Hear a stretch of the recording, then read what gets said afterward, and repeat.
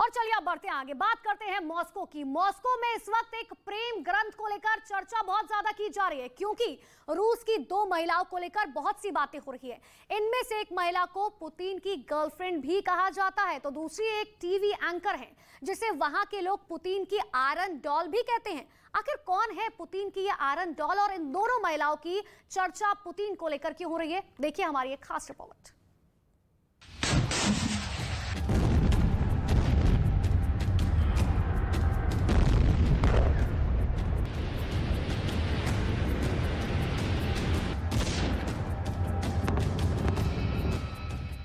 रूस और यूक्रेन के जंग के बीच एक बहुत बड़ी घटना हो गई। ऐसी घटना जिसका ताल्लुक पुतिन और उनकी कथित सीक्रेट गर्लफ्रेंड अलीना कबाएवा से जुड़ी हुई है। पूरी दुनिया की नजर पुतिन की गर्लफ्रेंड अलीना पर रहती है। बड़े बड़े अंतर्राष्ट्रीय अखबार पुतिन की गर्लफ्रेंड पर लंबे लंबे लेख लिखते हैं और पुतिन की गर्लफ्रेंड की हर नई तस्वीर बहुत कीमती मानी जाती है।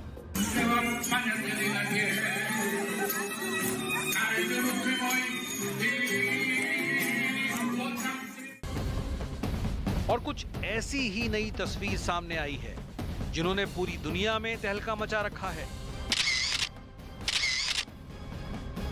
और इन तस्वीरों के साथ जो हेडलाइंस छप रही हैं वो और भी ज्यादा नोट करने वाली हैं। हेडलाइंस ये है कि पुतिन की सीक्रेट प्रेमिका अलीना कबाएवा प्रेग्नेंट हैं और उनको महिला अंगरक्षकों के बीच रखा जा रहा है।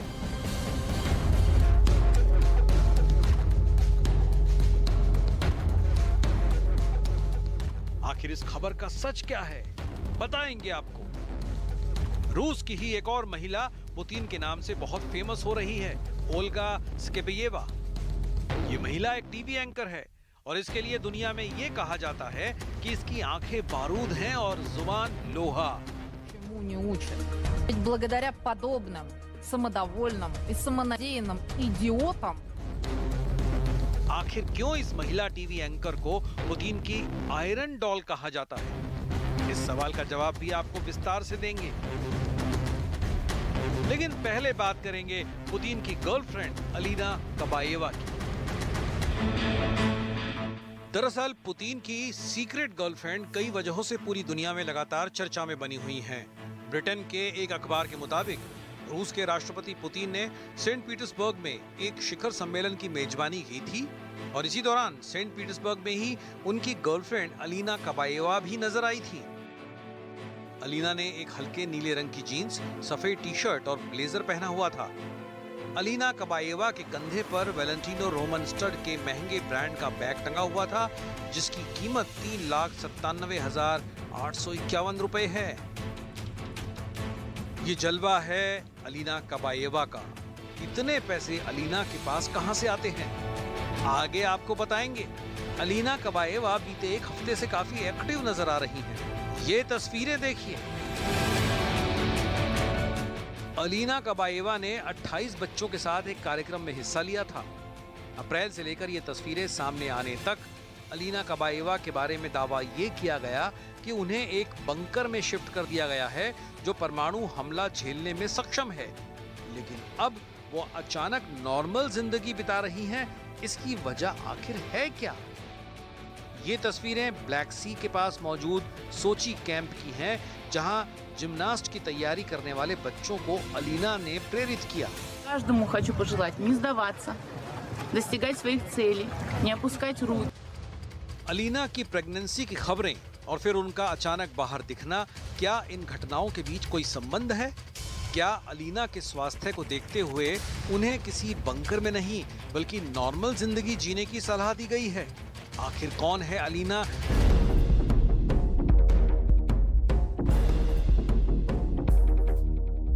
जिन पर बैन लगाने से अमेरिका भी डरता है कि कहीं पुतिन नाराज न हो जाए।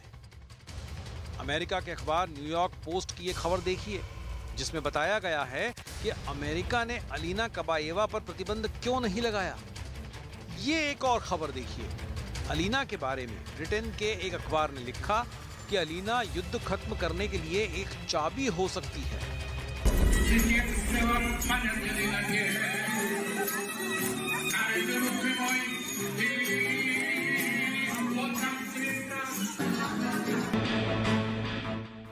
कनाडा के एक अखबार ने भी लिखा कि पुतिन की प्रेमिका युद्ध खत्म करवाने में मदद करे। कोई भी आसानी से अनुमान लगा सकता है कि पुतिन पर अलीना का प्रभाव कितना ज्यादा है। दुनिया के कई अखबार अलीना को रूस की सीक्रेट फर्स्ट लेडी कहते हैं। रूस के राष्ट्रपति व्लादिमीर पुतिन से अलीना कबाएवा के रिश्ते होने की चर्चा पूरी दुनिया में होती है।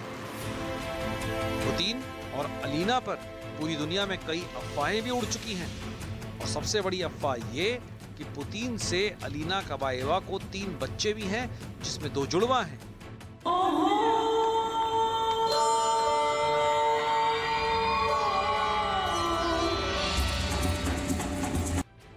अलीना कबाएवा का जन्मदिन पूरा रूस मनाता है क्योंकि वो पुतिन की गर्लफ्रेंड है। ये रूस का वेरीफाइड ट्विटर अकाउंट है जिसमें अलीना कबाएवा को जन्मदिन की बधाई देते हुए ये बताया गया है कि अलीना रूस की सबसे महान जिम्नास्ट हैं और वो रूस के लिए विश्व प्रतियोगिता में 9 गोल्ड मेडल जीत चुकी हैं और यूरोप की प्रतियोगिताओं में 15 गोल्ड मेडल जीत चुकी हैं। अलीना ने कुल 24 गोल्ड मेडल जीते हैं।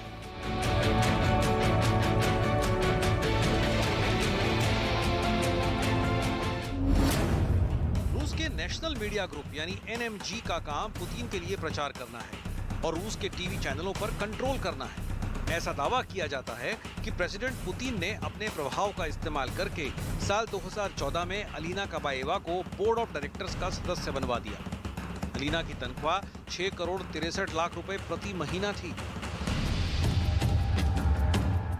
और इसी तनख्वाह की वजह से अलीना की ऐसी लाइफस्टाइल है कि वो 3,97,851 रुपए का बैग लेकर चलती हैं। दुनिया के कई अखबार इस घटना की वजह से पुतिन की उम्र को लेकर भी हैरानी जता रहे हैं। पुतिन 69 साल के हो चुके हैं, तो क्या पुतिन इस उम्र में भी इतने फिट हैं? उनके बीमार होने की खबरें आती रही हैं, लेकिन उनकी रहस्यमयी जिंदगी को लेकर भी कई दावे किए जाते रहे हैं।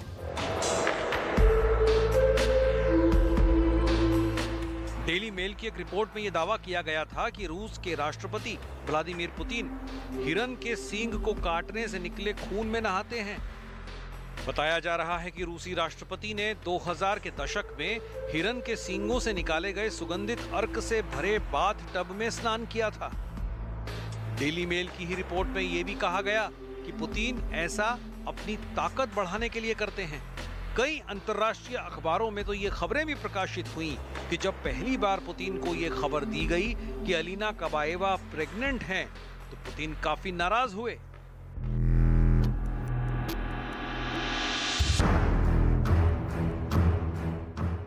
अलीना कबाएवा के अलावा रूस की एक और महिला की इन दिनों पूरी दुनिया में काफी चर्चा है। नाम है ओल्गा स्केबेयेवा।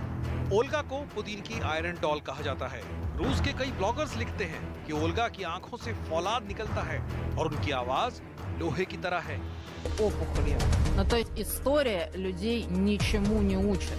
Ведь благодаря подобным самодовольным и самонадеянным идиотам ओल्गा पुतिन की सबसे बड़ी समर्थक हैं। रूस की सरकारी टीवी पर उनका 1 घंटे का कार्यक्रम होता है जिसमें ओल्गा की एंकरिंग की कीमत $4 मिलियन बताई जाती है। ओल्गा अपने इस टीवी कार्यक्रम के जरिए ये दावा कर चुकी हैं कि यूक्रेन में नरसंहार ज़ेलेंस्की की आर्मी ने किया है, न कि रूस की आर्मी ने, और यूक्रेन के लोग रूस की सेनाओं का स्वागत कर रहे हैं। самые простые украинцы почему-то никакого геноцида не замечают в Харьковской области. Наших военных встречают как настоящих освободителей. На улице, по которым идет военная техника, выходят люди с триколором. А в геноциде мирных жителей харьковчане обвиняют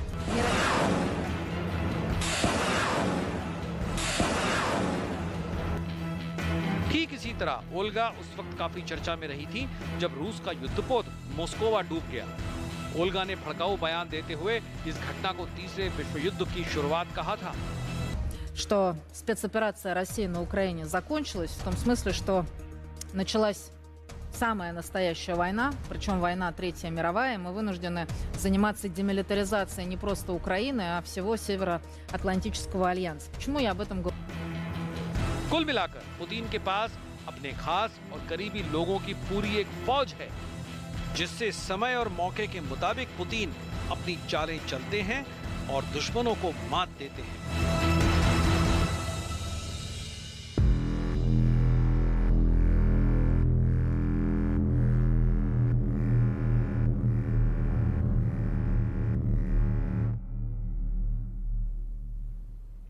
तो पुतिन ने किस तरीके से एक बड़ी फौज तैयार करी हुई है वो आपने देखा, लेकिन अब आपको दिखाते हैं यूक्रेन के माइकोलेव की तस्वीरें। दरअसल वहां पर रूस ने जबरदस्त तबाही मचाई है, जगह जगह तबाह इमारतें नजर आती हैं। माइकोलेव में ही एक होटल को रूसी हमले में जमींदोज कर दिया गया। रूस दरअसल माइकोलेव में तबाही मचाकर यूक्रेन को आर्थिक चोट पहुंचाना चाहता है, जिससे जेलेंस्की को घुटनों पर लाया जा सके। ऐसा हम क्यों कह रहे हैं, ये रिपोर्ट आपको दिखाते हैं। न्यूज 18 इंडिया की team active war zone Mykolaiv में मौजूद है और माइकोलेव में किस तरह से रूस और यूक्रेन आमने सामने और किस तरह से रूस तबाही मचा रहा है वो तस्वीरें हम लगातार अपने दर्शकों को दिखा रहे हैं। देखिए, ये इरगुल होटल है और इसको निशाना बनाया गया है। हाल ही में पूरी तरह से जो इमारत है वो ध्वस्त हो गई है। दरअसल यहाँ कल और आज कई अटैक जो है वो रूस ने किए हैं। आपको बता दें कि चाहे गैलिट्सिन इलाका हो, हेलिट्सिन इलाका हो या फिर इसके जैसे कई और इलाके हैं जहां पर कल और परसों 2 दिन से लगातार भारी हमला जो है वो रूस की तरफ से किया गया। और जो आधिकारिक जानकारी मिल रही है उसके मुताबिक इन हमलों में 19 लोग घायल हुए हैं और अब तक अगर बात करें तो 280 लोग अस्पतालों में भर्ती हैं। माइकोलेव जो कि एक्टिव वॉर जोन बना हुआ है वहां के ये हालात हैं। आपको बता दें कि ऐसे कई इलाके हैं। क्यूबेकिन जो कि यूक्रेन का एयरबेस है वो फ्रंट लाइन है और आपको बताऊं मैं कि जो क्यूबेकिन है वो यहां से महज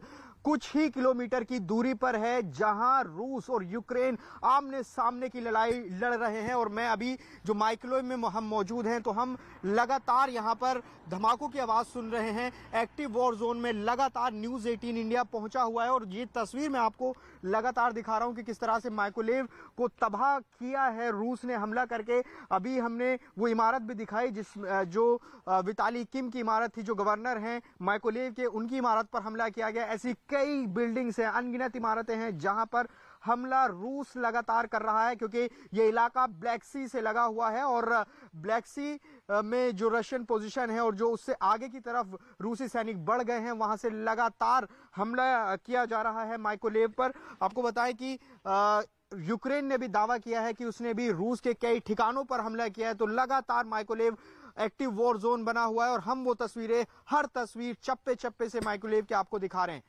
वीडियो जर्नलिस्ट दिनेश नागर के साथ Javed Mansuri, news 18 India, Mykolaiv, Ukraine.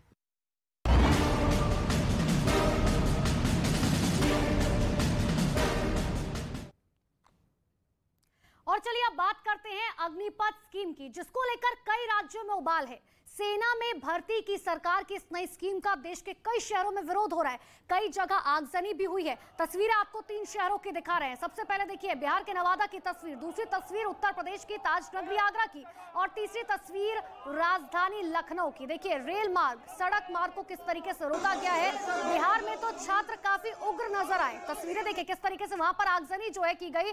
हालांकि वहां पर पुलिस ने कई लोगों को जो है हिरासत में भी लिया है। पुलिस लगातार ये कोशिश कर रही थी कि शांति व्यवस्था वहां पर बनाई जा सके। बिहार के नवादा में नाराज छात्रों ने बीजेपी दफ्तर को आग के हवाले कर दिया और उत्तर प्रदेश से भी छात्रों के प्रदर्शन की तस्वीर हम लगातार आपको दिखा रहे हैं। अलग अलग तस्वीरें ये अलग अलग शहरों के हम आपको दिखा रहे हैं कि आखिर किस तरीके से अग्निपथ पर लगातार जो है ये कोशिश की जा रही कि भ्रम फैलाया जा सके। अब आपको दिखाते हैं कि उत्तर प्रदेश के सीएम योगी आदित्यनाथ ने इस पूरे मामले पर ट्वीट किया और छात्रों को समझाने की कोशिश की है। उन्होंने क्या कुछ लिखा ये आपको बताते हैं। उन्होंने लिखा, युवा साथियों, अग्निपथ योजना आपके जीवन को नए आयाम प्रदान करने के साथ ही भविष्य को स्वर्णिम आधार देगी। आप किसी बहकावे में ना आए। ये साफ तौर पर लिखा गया। मां भारती की सेवा हेतु संकल्पित हमारे अग्निवीर राष्ट्र की अमूल्य निधि होंगे और उत्तर प्रदेश सरकार अग्निवीरों को पुलिस और अन्य सेवाओं में वरीयता देगी। तो ये ट्वीट आपको दिखा रहे थे, सीएम योगी की तरफ से जो है ट्वीट किया गया। दूसरी तरफ उत्तराखंड के सीएम पुष्कर सिंह धामी ने भी छात्रों से अफवाहों के बहकावे में ना आने की अपील की है। आपको दिखाते भी है, सुनाते भी है कि आखिर क्या कुछ कहा सीएम धामी ने। हमने यह तय किया है कि अग्निपथ योजना के अंतर्गत मां भारती की सेवा के उपरांत अग्निवीरों को राज्य सरकार, उत्तराखंड पुलिस, आपदा प्रबंधन, चार धाम यात्रा प्रबंधन सहित अनेक सेवाओं में जहां भी हम उसका पूरा आकलन कर रहे हैं और चूंकि उनकी एक अच्छी ट्रेनिंग उन 4 सालों में वो पूरी तरह से हो जाएगी, उनका प्रशिक्षण भी हो जाएगा और उनके जीवन की शैली भी एक प्रकार से हर प्रकार से उपयुक्त हो जाएगी, तो हम सभी सेवाओं में जहां भी उनको सेवा में अवसर दे सकते हैं, उत्तराखंड की सरकार उनको प्राथमिकता के आधार पर हर सेक्टर में जो है प्राथमिकता प्रदान करेगी। कि पुतिन जल्द उस मिसाइल बेस को फिर से शुरू करना चाहते हैं। खबर तो ये भी है कि पुतिन अपने उस मिसाइल बेस पर नए परमाणु हथियारों को तैनात करने की तैयारी कर रहे हैं। बताया गया कि सोवियत संघ के दौर में उस बेस पर इतनी खतरनाक परमाणु मिसाइलें रखी जाती थीं जो हिरोशिमा जैसे कई हमले करने की ताकत रखती थीं। और अब उसी परमाणु मिसाइल बेस को पुतिन फिर से घातक हथियारों से भरने की तैयारी कर रहे हैं। दावा किया गया कि पुतिन यूक्रेन के साथ छिड़ी जंग की लंबी खिंचने से परेशान हो गए, क्योंकि 24 फरवरी को जब रूस ने यूक्रेन पर हमला किया था तो ऐसा माना जा रहा था कि जंग बहुत दिनों तक नहीं चलेगी। कहा जा रहा था कि रूस की ताकत के आगे यूक्रेन ज्यादा दिनों तक टिक नहीं पाएगा, लेकिन ऐसा हुआ नहीं। अमेरिका और यूरोप के देशों से मिले हथियारों की मदद से यूक्रेन ने रूस को ऐसी टक्कर दी कि युद्ध चौथे महीने तक पहुंच गया है। रूस ने अपना पूरा जोर लगा दिया, लेकिन अब भी यूक्रेन के कुछ ही हिस्सों पर उसका कंट्रोल हो पाया है। माना जा रहा है कि इसी बात से पुतिन बुरी तरह झुंझला गए हैं और वो उस परमाणु मिसाइल बेस को एक्टिवेट करने जा रहे हैं जो यूक्रेन की राजधानी कीव से बहुत करीब है। यानी अब रूस अपनी सबसे घातक परमाणु मिसाइलों को लेकर यूक्रेन के दरवाजे तक पहुंचने की तैयारी में जुटा है, जो ज़ेलेंस्की के लिए किसी बुरे सपने से कम नहीं, क्योंकि जंग के कुछ दिन बीतने के बाद से ही पुतिन समेत उनके कई सिपहसालार कई मौकों पर दुनिया को परमाणु हमले की धमकी दे चुके हैं। रूस के कई सांसद भी इशारों में ये कह चुके हैं कि अगर पश्चिमी देशों ने यूक्रेन की मदद करनी नहीं रोकी तो फिर दुनिया तबाही के कगार पर पहुंच जाएगी। यानी उन्होंने भी परमाणु हमले की चेतावनी दी थी। ऐसे में कीव से महज 264 किलोमीटर दूर के परमाणु मिसाइल बेस को फिर से शुरू करने की रूस की तैयारी ज़ेलेंस्की के साथ साथ दुनिया भर को डरा देने वाली है, क्योंकि दावा किया जा रहा है कि रूस इस बेस पर अपने सबसे नए और आधुनिक परमाणु मिसाइलों सरमात और जिरकॉन को तैनात करने जा रहा है। कुछ दिनों पहले ही रूस ने अपनी नई hypersonic nuclear cruise missile Zircon का टेस्ट किया था, जिसका एक वीडियो भी सामने आया था। वीडियो में रूस के उत्तर में मौजूद बैरेंट्स सागर में उसके एक जंगी जहाज से लॉन्च हुई जिरकॉन मिसाइल बादलों को चीरते हुए अपने शिकार की तरफ जाती नजर आई थी।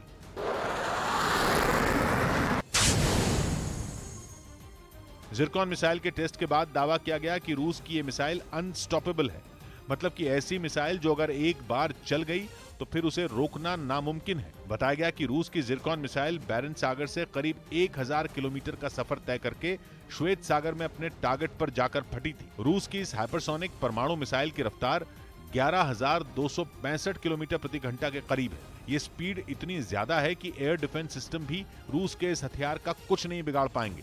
और जिरकॉन हाइपरसोनिक परमाणु मिसाइल की तरह ही रूस ने हाल ही में एक और घातक परमाणु मिसाइल सरमात का परीक्षण किया था। दावा किया जा रहा है कि बेलारूस के परमाणु मिसाइल बेस पर सरमात को भी तैनात करने की तैयारी है।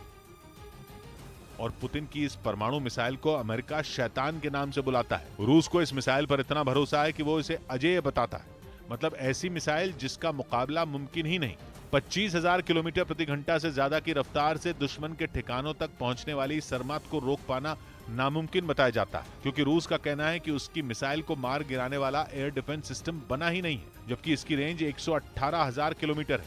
यानी दुनिया के बड़े से बड़े शहर रूस की मिसाइल की जद में है। रूस का दुश्मन दुनिया के किसी भी कोने में छिपा हो, सरमात मिसाइल उस पर फट सकती है। और अब रूस ऐसी ही खतरनाक परमाणु मिसाइलों को यूक्रेन की नाक के नीचे तैनात करने की तैयारी कर रहा है। इस बीच रूस के राष्ट्रपति पुतिन की चेतावनी के बाद भी यूक्रेन की सेना ने सेवेरोडोनेत्स्क में जवाबी हमले और तेज कर दिए। रूस ने शहर की अजोत केमिकल फैक्ट्री में मोर्चा संभाले यूक्रेन के सैनिकों को घुटने टेकने के लिए कुछ घंटों की मोहलत दी, लेकिन ज़ेलेंस्की के जवानों ने पुतिन की चेतावनी को हवा में उड़ा दिया और रूसी सेना पर ताबड़तोड़ जवाबी हमले बोल दिए। करीब 2 हफ्तों से यूक्रेन के सैनिक सेवेरोडोनेत्स्क में रूस की सेना और चेचन लड़ाकों का जोरदार मुकाबला कर रहे हैं। रूस ने सेवेरोडोनेत्स्क के 80% हिस्से पर कब्जे का दावा किया, लेकिन बाकी के बचे हुए छोटे से हिस्से पर कंट्रोल करने में रूसी सेना और कादिरव के लड़ाकों के पसीने छूट गए। इसके बाद रूस की तरफ से यूक्रेन के सैनिकों को चेतावनी जारी की गई। चेतावनी ये कि कुछ ही घंटों में हथियार डाल दें या फिर मरने के लिए तैयार हो जाएं। लेकिन यूक्रेन के सैनिकों ने हथियार नहीं डाले, बल्कि उन्होंने रूसी सेना और चेचन लड़ाकों के खिलाफ हमले और तेज कर दिए। बताया गया कि वहां बड़ी संख्या में यूक्रेन के सैनिकों ने अजोत केमिकल फैक्ट्री में छिपकर मोर्चा संभाला हुआ है और वहीं से वो रूस के सैनिकों और चेचन लड़ाकों को शहर पर कब्जा करने से रोकने में जुटे हैं। इसके साथ ही वो उन लोगों को बचाने की कोशिश भी कर रहे हैं जो रूस के हमलों से बचने के लिए केमिकल फैक्ट्री में छिपे हुए हैं। यूक्रेन ने दावा किया कि शहर में रूस की बमबारी से बचकर भागे हुए करीब 500 लोग फैक्ट्री में हैं। लुहांस्क के गवर्नर का दावा है कि केमिकल फैक्ट्री में आम लोगों के छिपे होने के बाद भी रूसी सेना की तरफ से वहां भारी बमबारी की जा रही है। उन्होंने दावा किया कि रूस अजोत केमिकल फैक्ट्री को भी मारियोपोल के अजोवस्ताल स्टील प्लांट की तरह खंडहर में बदल देना चाहता है, क्योंकि रूसी सेना और चेचन लड़ाके नहीं चाहते कि सेवेरोडोनेत्स्क की लड़ाई भी मारियोपोल की तरह महीनों तक खिंच जाए। यही वजह है कि उन्होंने अजोत केमिकल फैक्ट्री में छिपे यूक्रेन के सैनिकों को घुटनों पर लाने के लिए अपनी पूरी ताकत झोंक दी है।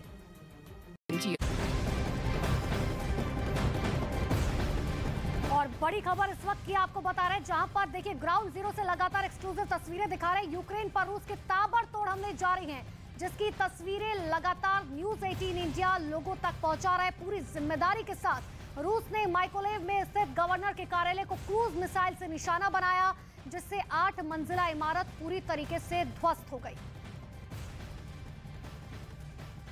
सेवेरोडोनेत्स्क शहर को लुहांस्क के दूसरे इलाकों से जोड़ने वाले 3 पुलों को उड़ा दिया था। बताया गया कि इन पुलों के ध्वस्त होने के बाद सेवेरोडोनेत्स्क का संपर्क लिसिचांस्क से पूरी तरह टूट गया और ऐसा करके पुतिन की सेना ने सेवेरोडोनेत्स्क को उन इलाकों से पूरी तरह काट दिया जहां से यूक्रेन के सैनिकों को हथियार के साथ दूसरी मदद पहुंचाई जाती थी। यानी रूसी सैनिकों ने यूक्रेन के सैनिकों को एक हिस्से में बंधक जैसा बना लिया। इसके साथ ही पहले से ही हथियारों की कमी से जूझ रहे ज़ेलेंस्की के सैनिकों को पहुंचने वाली मदद भी रोक दी और इसके बाद ही रूस की तरफ से उन्हें हथियार डालने की चेतावनी जारी की गई ताकि उनके पास और कोई चारा न रहे।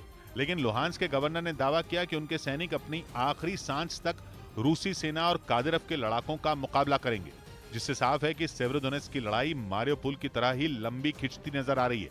उधर काला सागर में बचे अपने आखिरी बड़े अड्डे ओदेसा को बचाने के लिए यूक्रेन ने उसकी कड़ी किलेबंदी कर दी। डॉनबास की जंग में रूस की जीत अब लगभग तय मानी जा रही है और वो पिछले महीने ही यूक्रेन के दूसरे बड़े बंदरगाह मारियोपोल पर कब्जा जमा चुका है। ऐसे में माना जा रहा है कि रूस का अगला निशाना ओदेसा ही है और वहां बड़ा हमला होने वाला है। इसलिए न्यूज 18 इंडिया की टीम भी ओदेसा पहुंची। जहां दूर से खूबसूरत काला सागर तो नजर आया, लेकिन हमें साफ चेतावनी दी गई कि समंदर के करीब जाना काल के मुंह में जाने के बराबर है। ये झाड़ियां देख रहे हैं, यहाँ पर भी माइंस हो सकती हैं, ये हमको स्पष्ट बताया गया है। लिहाजा जो ट्रैक है, इस तरह से जो ट्रैक है, हम उसी पर चलें। ओदेसा काला सागर के किनारे बसा यूक्रेन का तीसरा सबसे बड़ा शहर है और काला सागर में रूस ने अपने जंगी जहाजों को उतारकर यूक्रेन को बुरी तरह घेरा हुआ है। और तो और ओदेसा से यूक्रेन का वो क्राइमिया भी ज्यादा दूर नहीं है जिस पर 8 साल से रूस कब्जा किए बैठा है। क्राइमिया में रूस की नौसेना का बड़ा अड्डा है, यानी ओदेसा पर कूच समंदर के रास्ते ही होगा। इसलिए यूक्रेन ने रूस को रोकने के लिए समंदर और तट के पास बारूदी सुरंगें बिछा दी हैं। इसी वजह से ओदेसा में समंदर किनारे जाने पर सख्त मनाही है। हम भी जब वहां रिपोर्टिंग के लिए पहुंचे तो हमारा ड्राइवर भागते हुए आया और हमें वहां से जल्द निकलने को कहने लगा। कुछ कह रहे हैं? डेंजर। ओदेसा को रूस के पंजे से दूर रखने के लिए यूक्रेन ने एड़ी चोटी का जोर लगा दिया है, लेकिन अगर ओदेसा रूस के कब्जे में चला गया तो यूक्रेन काला सागर से पूरी तरह कट जाएगा और यूक्रेन एक लैंडलॉक देश बनकर रह जाएगा। यानी वो हर तरफ से सिर्फ जमीन से घिरा होगा, समंदर उसके पास बचेगा ही नहीं। अभी रूस के काला सागर में डेरा डालने का खमियाजा यूक्रेन भुगत रहा है।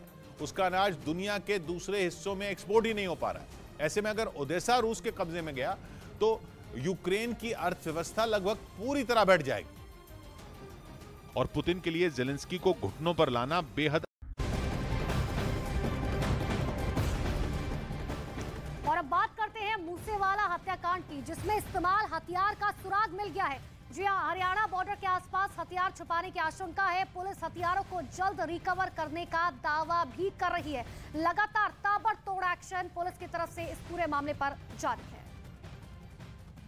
उन्होंने इसे सदी का सबसे बड़ा गुनाह बता दिया। Я скажу, что это колоссальное преступление 21 века. Вторгнуться в суверенное государство. वहीं शहर की एक बड़ी सुपरमार्केट भी रूस के हमले में बिल्कुल बर्बाद नजर आई। उसकी छत और दीवारें ढही दिखी। वहीं पश्चिमी मीडिया ने यह दावा किया कि चीन की सरकार ने दूसरे देशों में अपनी सेना को स्पेशल ऑपरेशन करने के लिए हरी झंडी दे दी है। मतलब ये कि चीनी सेना आने वाले दिनों में दूसरे देशों में घुसकर स्पेशल ऑपरेशन के नाम पर कुछ भी कर सकेगी।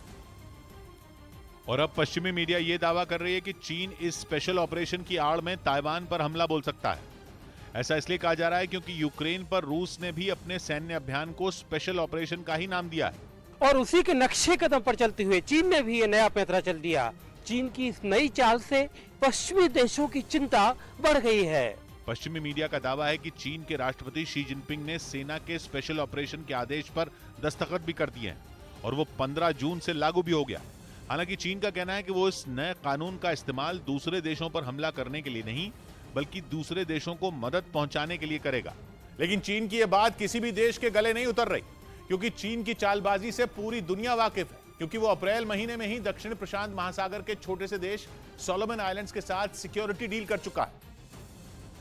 और दावा है कि सोलोमन आइलैंड्स पर चीनी सेना अपना जो बेस बनाएगी उसे भी स्पेशल ऑपरेशन के तहत ही देखा जाएगा। इस सिक्योरिटी डील में एक ऐसा प्रावधान भी है जिसमें सोलोमन आइलैंड्स में शांति और कानून व्यवस्था बनाए रखने में मदद करने के लिए चीन अपनी सेना वहां तैनात कर सकता है। हालांकि सोलोमन आइलैंड्स के साथ हुई चीन की इस डील को रोकने के लिए अमेरिका, ऑस्ट्रेलिया और न्यूजीलैंड ने अपनी पूरी ताकत लगा दी थी, लेकिन इसके बाद चीन ने चुपके से डील फाइनल कर ली। असल में सोलोमन आइलैंड्स दक्षिण प्रशांत महासागर में टापुओं से बना देश है, जो कि ऑस्ट्रेलिया के उत्तर पूर्व में है। न्यूजीलैंड भी सोलोमन आइलैंड्स के पास में ही है, जबकि प्रशांत महासागर पार करने के बाद अमेरिका है। लेकिन सोलोमन आइलैंड से मीलों दूर चीन है, जिसने इस छोटे से देश को मोहरा बनाकर उससे सिक्योरिटी डील साइन कर ली। मतलब ये कि अमेरिका, जापान, ऑस्ट्रेलिया और न्यूजीलैंड के इलाके में चीन अपनी पैठ बना चुका है। और तो और चीन ने पहले ही दक्षिण चीन सागर में गदर मचाया हुआ है। वहां उसने अपने पड़ोसियों का जीना हराम कर रखा है और अब वो दक्षिण प्रशांत महासागर में भी दादागिरी करने निकल पड़ा है। लेकिन चीन का आरोप है कि अमेरिका और उसके साथी तिल का ताड़ बना रहे हैं। सोलोमन आइलैंड्स भी कह रहा है कि डील उसकी अपनी सुरक्षा के लिए है, इससे प्रशांत महासागर के इलाके की शांति भंग नहीं होगी। लेकिन इस डील के बाद सोलोमन आइलैंड्स में चीन की सेना की तैनाती का रास्ता साफ हो चुका है। दावा तो यह तक किया जा रहा है कि डील की आड़ में चीन वहां अपनी नौसेना का अड्डा भी बना सकता है, और ऐसा हुआ तो ऑस्ट्रेलिया चीन की जद में होगा, क्योंकि ऑस्ट्रेलिया सोलोमन आइलैंड से महज 2000 किलोमीटर ही दूर है। लेकिन डील के तहत चीन शांति और कानून व्यवस्था बनाए रखने के लिए वहां अपनी सेना तैनात कर सकता है। बीते कुछ सालों से सोलोमन आइलैंड्स में हालात काफी बिगड़। सेना में भर्ती वाली अग्निपथ योजना के विरोध में देश के कई इलाकों में सड़क पर उतरे छात्र। बिहार के छपरा में ट्रेन को किया आग के हवाले, तो प्रदर्शन के दौरान दिल्ली, गुरुग्राम समेत कई इलाकों में भारी जाम। सीएम योगी ने ट्वीट कर की अपील, बहकावे में ना आए छात्र।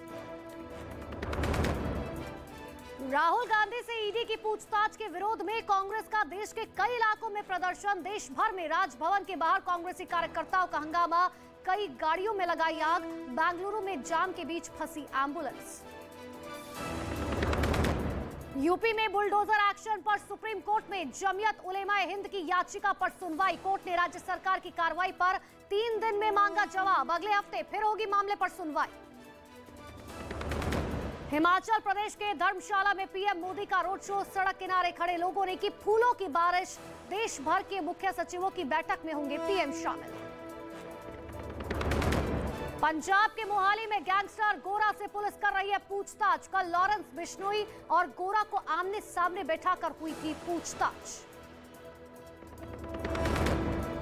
कोयला घोटाला मामले में कोलकाता में सादिक लश्कर से सीबीआई दफ्तर में पूछताछ। टीएमसी विधायक शौकत मौला के करीबी है सादिक। पंजाब हरियाणा हाईकोर्ट के वकील सिप्पी सिद्धू मर्डर केस में जज की बेटी गिरफ्तार। चंडीगढ़ के गर्ल्स कॉलेज में असिस्टेंट प्रोफेसर हैं आरोपी। 7 साल पहले पार्क में मिला था सिप्पी सिद्धू का शव। असम में बाढ़ की वजह से हालात बिगड़े। कई इलाकों में घरों में घुसा पानी तो जमीन खिसकने की घटनाओं ने लोगों की मुश्किलें बढ़ाई। भारी बारिश की चेतावनी के बाद दीमा हसाओ जिले के सभी शैक्षिक संस्थान 18 जून तक बंद। वाईकॉम 18 को अगले 5 सालों के लिए आईपीएल के डिजिटल राइट्स मिलने पर रिलायंस इंडस्ट्री की डायरेक्टर नीता अंबानी ने जताई खुशी। कहा, स्पोर्ट्स से न सिर्फ प्रेरणा मिलती है बल्कि ये हमेशा साथ लाता है। नीता अंबानी बोली, आईपीएल का रोमांच अब देश के नहीं दुनिया के कोने कोने तक पहुंचाएंगे।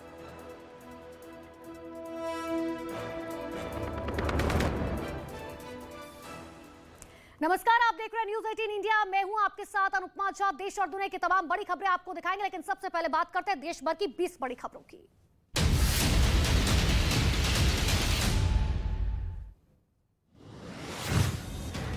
हिमाचल प्रदेश के धर्मशाला में प्रधानमंत्री नरेंद्र मोदी का भव्य स्वागत किया गया। सड़क किनारे खड़े लोगों ने पीएम का फूलों की बारिश के साथ स्वागत किया। पीएम के रोड शो में भारी जन सैलाब देखने को मिला। रोड शो के दौरान पीएम मोदी ने भी हाथ हिलाकर सभी लोगों का अभिवादन स्वीकार किया। देश भर के मुख्य सचिवों की बैठक में शामिल होने के लिए धर्मशाला में है पीएम। राहुल गांधी से ईडी की पूछताछ के विरोध में कांग्रेसी कार्यकर्ताओं ने प्रदर्शन किया। हैदराबाद में कार्यकर्ताओं ने गाड़ियों में आग लगा दी, जमकर तोड़फोड़ की। एक तरफ कांग्रेस आलाकमान लगातार हिंसक प्रदर्शन नहीं करने की अपील कर रही है, तो वहीं कार्यकर्ता आलाकमान के निर्देशों को दरकिनार कर प्रदर्शन पर उतर आए हैं। बेंगलुरु में भी कांग्रेसी कार्यकर्ता सड़क पर उतर आए और जाम लगा दिया। कांग्रेस के प्रदर्शन के चलते एम्बुलेंस जाम में फंस गई। स्कूल दफ्तर जाने वाले लोगों को घंटों तक सड़क पर इंतजार करना पड़ा। बेंगलुरु के साथ जम्मू में भी कांग्रेसी कार्यकर्ताओं ने अपना विरोध जताया। प्रदर्शन करते हुए कई गाड़ियों के शीशे तक तोड़ डाले। बिहार के नवादा में अग्निपथ योजना के खिलाफ गुस्साए छात्रों ने बीजेपी कार्यालय को आग के हवाले कर दिया। बड़ी संख्या में प्रदर्शनकारी छात्र इकट्ठा हुए, कार्यालय में आग लगा दी गई। तो वहीं वर्सिलीगंज में बीजेपी विधायक अरुणा देवी की गाड़ी पर हमला किया गया। विरोध के दौरान छात्रों ने पत्थरबाजी की, जिसमें विधायक बाल बचे। बिहार के छपरा में भी अग्निपथ योजना के विरोध में छात्र सड़क पर उतर आए। जबरदस्त हंगामा करते हुए छात्रों ने रेलवे ट्रैक पर जाम लगा दिया और छपरा जंक्शन के पास एक पैसेंजर ट्रेन को आग के हवाले कर दिया। आज लगातार दूसरे दिन छात्र अग्निपथ को लेकर प्रदर्शन कर रहे हैं। मेघालय में भारी बारिश के चलते आवाजाही लोगों के लिए एक मुसीबत बन चुकी है। पानी के तेज बहाव में सड़क का एक हिस्सा बह गया और बीच पुल पर ट्रक फंस गया। लगातार हो रही बारिश के चलते 3 राज्य असम, त्रिपुरा और मिजोरम को आपस में जोड़ने वाली सड़क भी प्रभावित हुई। हालांकि इससे लोगों को बेहद दिक्कतों का सामना करना पड़ रहा है। मेघालय में लगातार हो रही भारी बारिश से हालात बिगड़ते जा रहे हैं। वेस्ट जैंतिया हिल्स इलाके में बाढ़ का पानी कहर बरपा रहा है। पानी के तेज बहाव के चलते नेशनल हाईवे 6 बुरी तरीके से प्रभावित हुआ। तो वहीं दरिया बनी सड़कें लोगों के लिए अब मुसीबत का सबब बन चुकी है। इतना ही नहीं, आवाजाही के लिए लोग अब परेशान हो चुके हैं। असम में बाढ़ कहर बनकर टूट रही है। बोगाई गांव इलाके से बाढ़ की तबाही का एक नया वीडियो सामने आया, जिसमें कई घर उफनती नदी में समाते हुए नजर आए। कुछ ही मिनटों में पानी की ताकतवर लहरें घरों को बहा ले गई। लगातार हो रही बारिश के चलते नदी का जलस्तर बढ़ रहा है, जिससे नदी के किनारे सबसे ज्यादा खतरा बना हुआ है। असम के बक्सा में बाढ़ ने जबरदस्त तबाही मचाई। भारी बारिश और नदी के तेज बहाव में पुल बह गया, जिससे यातायात बुरी तरीके से प्रभावित हुआ। पुल के टूट जाने से कई लोग फंसे हुए हैं। आसपास के इलाकों में पानी की लहरें सब कुछ डुबोने पर आमदा है। दूर दूर तक सैलाब से लोग रोजमर्रा की चीजें भी नहीं जुटा पा रहे। असम के कई इलाके भारी बारिश के चलते बाढ़ की चपेट में है। गुवाहाटी में बारिश की वजह से हालात बेहद बद से बदतर बन चुके हैं। बारिश से शहर के कई इलाकों में वाटर लॉगिंग तो हुई ही, साथ ही वहीं दूसरे हिस्सों में लैंडस्लाइड ने मुश्किलें बढ़ा दी हैं। भारी बारिश के चलते कई जिलों में 18 जून तक स्कूल कॉलेज सभी बंद रहेंगे। उत्तराखंड के रुद्रप्रयाग में 2 लोगों का रेस्क्यू किया गया। गौरीकुंड में मंदाकिनी नदी के दूसरे किनारे पर 2 युवक फंस गए। सूचना मिलने पर एसडीआरएफ के जवान मौके पर पहुंचे। सैलाब के बीच दोनों युवकों को लाइफ जैकेट पहनाकर रस्सी के सहारे बारी बारी से बाहर निकाला गया। बिहार के सुपौल से बाढ़ की तबाही का एक नया वीडियो सामने आया, जिसमें नदी के किनारे बना घर पानी के आगोश में समाता हुआ नजर आ रहा है। पिछले कुछ दिनों से बाढ़ के चलते कोसी नदी का कटाव लगातार जारी है, जिस वजह से निचले इलाकों में बने 50 से ज्यादा घर कटाव की भेंट चढ़ चुके हैं। हालांकि नदी का जलस्तर बढ़ने से कटाव की समस्या और विकराल हो सकती है। हालांकि प्रशासन की तरफ से बात करें तो कोई व्यवस्था न होने से स्थानीय लोग बेहद नाराज हैं। महाराष्ट्र के पालघर में हाई टाइड मुसीबत बन चुकी है। हाई टाइड के चलते समंदर में उठी लहरें घरों को नुकसान पहुंचा रही हैं। समंदर का पानी कई घरों में घुस चुका है, जिससे लोगों को अब काफी दिक्कतों का सामना करना पड़ रहा है। हाई टाइड की तेज लहरों के चलते घरों की दीवारें भी ढह गई, तो वहीं कई घर पूरी तरीके से तबाह हो गए।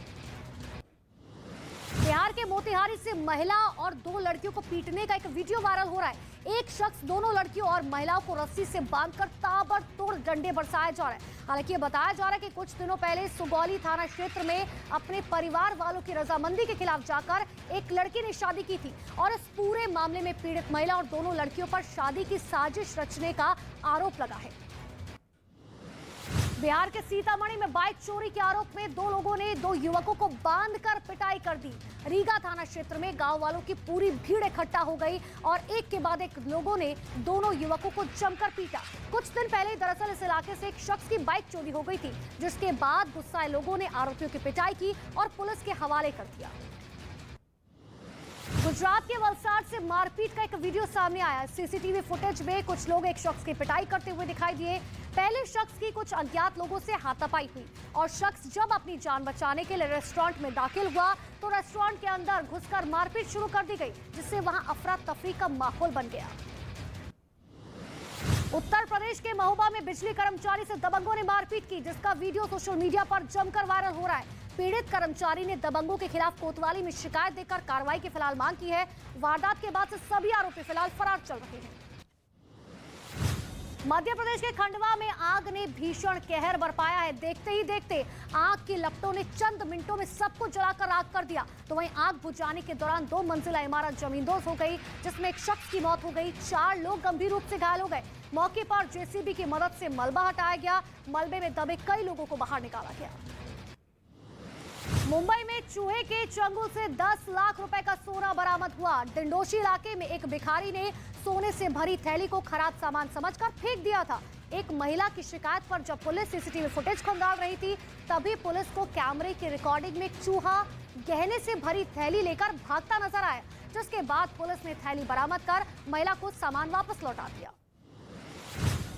लखनऊ से पुलिस के एक जवान का वीडियो वायरल हो रहा है, जिसमें खाकी वर्दी पहने जवान सड़क के गड्ढे भरते हुए नजर आए।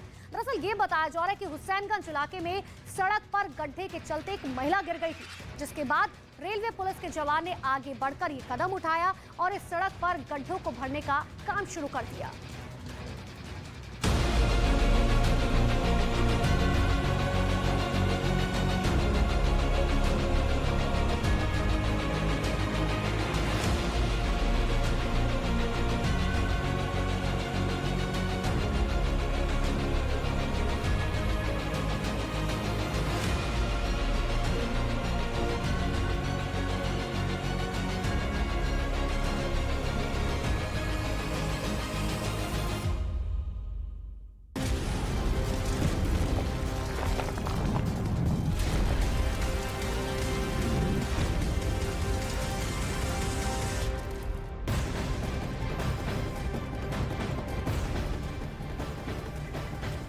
नमस्कार, स्वागत है आप सभी का। आप देख रहे हैं न्यूज़ 18 इंडिया। मैं हूं आपके साथ ऋतिका सिंह। सिद्धू मूसेवाला हत्याकांड के आरोपी लॉरेंस बिश्नोई से सीआईए ऑफिस पर लगातार पूछताछ जारी है और इसी हत्याकांड से जुड़ा हुआ एक बड़ा अपडेट, एक बड़ी जानकारी सामने आ रही है।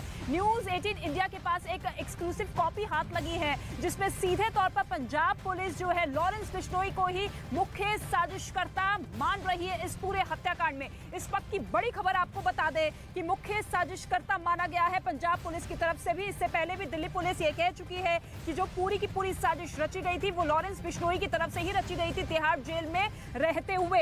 और अब पंजाब पुलिस की तरफ से भी ये बड़ी जानकारी सामने आ रही है, जिसमें लॉरेंस को ही माना गया है मुख्य साजिशकर्ता। लॉरेंस बिश्नोई समेत 10 आरोपी अब तक गिरफ्तार हो चुके हैं। मूसेवाला हत्याकांड में 4 शूटर्स की भी पहचान हुई है, जिन्होंने ताबड़तोड़ गोलियां बरसाई थी सिद्धू मूसेवाला पर। लेकिन अब लगातार जब पूछताछ दूसरे दिन भी जारी है, ऐसे में कई सवालों के जवाब ढूंढने की कोशिश यहाँ पर पंजाब पुलिस की तरफ से की जा रही है, क्योंकि सीधे सीधे जो है लॉरेंस बिश्नोई सवालों के जवाब नहीं दे रहा है, टेढ़ी खीर साबित हो रहा है। ऐसे में अब जो खास तैयारी लगातार की जा रही थी, क्योंकि प्लान बी बताया जा रहा था कि पंजाब पुलिस की तरफ से प्लान बी भी तैयार किया गया है। लेकिन इसके साथ ही ये बड़ी खबर, बड़ा अपडेट आपको बता दें, एक्सक्लूसिव कॉपी हाथ लगी है न्यूज़ 18 इंडिया को, जिसमें सीधे तौर पर पंजाब पुलिस की तरफ से ये कहा गया है कि इस पूरे हत्याकांड का जो मुख्य साजिशकर्ता है वो लॉरेंस बिश्नोई है, जो कि तिहाड़ जेल में बंद था। लेकिन फिर दिल्ली पुलिस की तरफ से उसकी कस्टडी ली गई। 16 दिन तक लगातार वो दिल्ली पुलिस पूछताछ करती गई। लेकिन कल जब उसे दिल्ली से पंजाब लाया गया तो फिर कल उससे पूछताछ की गई। 15 सवाल पूछे गए थे, 11 घंटे तक पूछताछ की गई थी और जानकारी मिल रही है कि आज अभी तक 35 सवाल पूछे गए हैं। आनंद मेरे सहयोगी लगातार मौजूद है ग्राउंड जीरो से ही। आनंद, सबसे पहले ये एक्सक्लूसिव कॉपी जो कि न्यूज़ 18 इंडिया के पास है, क्या कुछ कहा गया पंजाब पुलिस की तरफ से इसमें? जी देखिए रितिका, बड़ा खुलासा किया है पंजाब पुलिस की। जो अब तक की जो इन्वेस्टिगेशन रिपोर्ट है, जो स्टेटस रिपोर्ट है जो पंजाब सरकार को सौंपी गई है, उसमें सीधे तौर पर कहा गया है कि जो केकड़ा था जिसने कि सिद्धू मूसेवाला के घर की रेकी की थी, उसके घर चाय पी थी, उसने और एक जो दूसरा आरोपी है केकड़ा के साथ जो निक्कू नाम का, इन दोनों ने बाकायदा सचिन बिश्नोई को वीडियो कॉल करी थी उस मौका वारदात से, और ये दिखाया था कि किस तरह से जो सिद्धू मूसेवाला हैं वो बिना बुलेट प्रूफ गाड़ी के, बिना सिक्योरिटी के निकल रहे हैं और ये उनकी थार गाड़ी है और वो इसी ड्राइविंग सीट पर बैठेंगे। ये सबसे महत्वपूर्ण जानकारी है। तो इससे ये बात साबित होती है कि न्यूज़ 18 इंडिया को जो शख्स ने फ़ोन किया था वो वही सचिन बिश्नोई है जिससे एक मास्टरमाइंड बताया गया है इस पंजाब पुलिस की स्टेटस रिपोर्ट में, जिसे सरकार को सौंपा गया है। यही नहीं, केकड़ा ने इस पूरी अपनी तफ्तीश में ये भी खुलासा किया है कि वो किस तरह से लगातार सिद्धू मूसेवाला के घर की रेकी कर रहा था। तो एक बड़ी कॉन्स्पिरेसी का जो खुलासा है वो पंजाब पुलिस ने किया है। 10 लोगों को अब तक गिरफ्तार किया जा चुका है जिन्होंने हथियार मुहैया कराए, जिन्होंने गाड़ियां मुहैया कराई, जिन्होंने रेकी करी। कई इसमें ऐसे आरोपी हैं जिन्हें की जेल से प्रोडक्शन वारंट पर पंजाब पुलिस लेके आई और उनसे सख्ती से पूछताछ कर रही है। और यही वजह है कि सीआईए के दफ्तर में लगातार यहाँ पर बड़े अधिकारियों का जमावड़ा लगातार जारी, और हम देख रहे हैं कि किस तरह से लगातार जो गाड़ियों का काफिला है वो लगातार यहाँ पर आ रहा है। तमाम अधिकारी जो हैं अलग अलग जिले के, वो लॉरेंस बिश्नोई से पूछताछ करने के लिए सीआईए के इस खरड़ के दफ्तर में पहुंच रहे हैं। और यहाँ पर अभी डॉक्टरों की एक टीम भी आई थी रितिका, जिन्होंने कि जो लॉरेंस बिश्नोई है उसका मेडिकल चेकअप किया, जो एक कानूनी प्रक्रिया होती है, यानी कि अस्पताल भी पुलिस ले जाने से बच रही है सुरक्षा कारणों से। इसलिए इसी सुरक्षा घेरे में लॉरेंस बिश्नोई को फिलहाल रखा गया है, जहाँ पर उससे तमाम राज उगलवाए जा रहे हैं। बिल्कुल बिल्कुल आनंद, और अब जिस तरीके से पूछताछ होगी, परतें खुलेंगी, तब पता चलेगा कि आखिर कब से साजिश रची जा रही थी, वजह क्या कुछ थी। फिलहाल बहुत शुक्रिया आपका तमाम जानकारी के लिए। लेकिन देखिए, मूसेवाला मर्डर की परतें लगातार खुलती जा रही है। मूसेवाला हत्याकांड की रिपोर्ट आ गई है। न्यूज़ 18 इंडिया के पास रिपोर्ट की एक्सक्लूसिव कॉपी है। रिपोर्ट्स के मुताबिक लॉरेंस बिश्नोई मुख्य साजिशकर्ता है। इतना ही नहीं, अब देखिए, अब तक 4 साजिशकर्ता, हम आपको ग्राफिक्स जरिए आसान शब्दों में समझाने की कोशिश करें कि आखिर अब तक इस पूरे मामले में क्या कुछ हुआ है। 4 साजिशकर्ता बताए जा रहे हैं। अब तक 4 शूटर्स की पहचान हो चुकी है। इतना ही नहीं, 10 आरोपियों की अब तक इस पूरे मामले में गिरफ्तारी हो चुकी है। अब ये भी आपको बताते हैं कि ये 10 लोग आखिर कौन है, इनकी क्या क्या भूमिका इस पूरे मामले में जो है वो है आसान शब्दों में। देखिए, पंजाब पुलिस ने लॉरेंस बिश्नोई को मूसेवाला हत्याकांड का साजिशकर्ता, मुख्य साजिशकर्ता बताया है, जो पुलिस की फिलहाल गिरफ्त में है, जिससे लगातार पूछताछ की जा रही है। दूसरा बड़ा नाम वो है मनप्रीत मन्ना का। इसने मनप्रीत भाव को कोरोला कार मुहैया कराई थी, जिस कार से जो है लगातार पीछा किया जा रहा था। मनप्रीत भाव ने सराज मिंटू समेत 2 आरोपियों को इसी कोरोला कार को सौंपा था। अब आगे बढ़ते एक और नाम आपको बताते हैं, वो है सराज मिंटू का। दरअसल सराज मिंटू ने ही गाड़ी के लिए मनप्रीत भाव को निर्देश दिए थे। एक और नाम जो बहुत महत्वपूर्ण है इस पूरे मामले में, वो है प्रदीप पब्बी का। दरअसल प्रदीप पब्बी ने ही गोल्डी बरार के लोगों को रहने और रेकी में मदद की थी। इतना ही नहीं, लगातार जो नाम सामने आ रहा है उसमें फहरिस्त में एक और नाम आगे आपको बताते हैं, वो है मोनू डागर का। मोनू डागर, दरअसल मोनू डागर ने गोल्डी बरार के कहने पर 2 शूटर दिए थे। पवन बिश्नोई का भी नाम इस फहरिस्त में निकलकर सामने आया। पवन बिश्नोई कौन है ये आपको बताते हैं। दरअसल पवन बिश्नोई ने शूटर को बोलेरो गाड़ी देने और रहने में मदद की थी। तो ये दरअसल फहरिस्त बहुत लंबी है। अगला नंबर जो निकलकर सामने आया, अगला नाम जो निकलकर सामने आया, वो है नसीब का। अब नसीब कौन है? दरअसल नसीब ने पवन बिश्नोई के साथ शूटर को बोलेरो गाड़ी दी थी। यानी कि सोचिए, प्लानिंग प्लॉटिंग जो है वो कितने समय से की जा रही थी। एक और नाम आपको बताते हैं, वो है संदीप केकड़ा का, जिसका जिक्र लगातार आनंद भी कर रहे थे। संदीप केकड़ा ने मूसा गांव में सिद्धू मूसेवाला की रेकी की थी। यानी कि बहुत पहले से जो है लगातार रेकी की जा रही थी, कहां जा रहा है वो, किससे मुलाकात कर रहा है, और उसके बाद शूटरों ने मूसेवाला पर लगातार गोलियां चलाई। तो आसान शब्दों में ये हम आपको समझा रहे थे कि आखिर किस तरीके से जो है कितने सालों से प्लानिंग प्लॉटिंग की जा रही थी।